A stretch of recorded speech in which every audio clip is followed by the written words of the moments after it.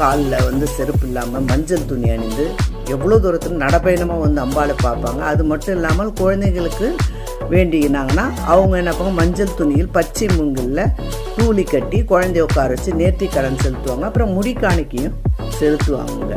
இந்த கோயில் வந்து இப்போ இருக்க மாரியம்மன் கோயில் வந்து 18ஆம் நூற்றாண்டில் ராணி மங்கம்மாவின் பேரன் விஜயரங்க சொக்கநாதர் கட்டப்பட்டது அப்படின்னு ஒரு வரலாறு இருக்குங்க.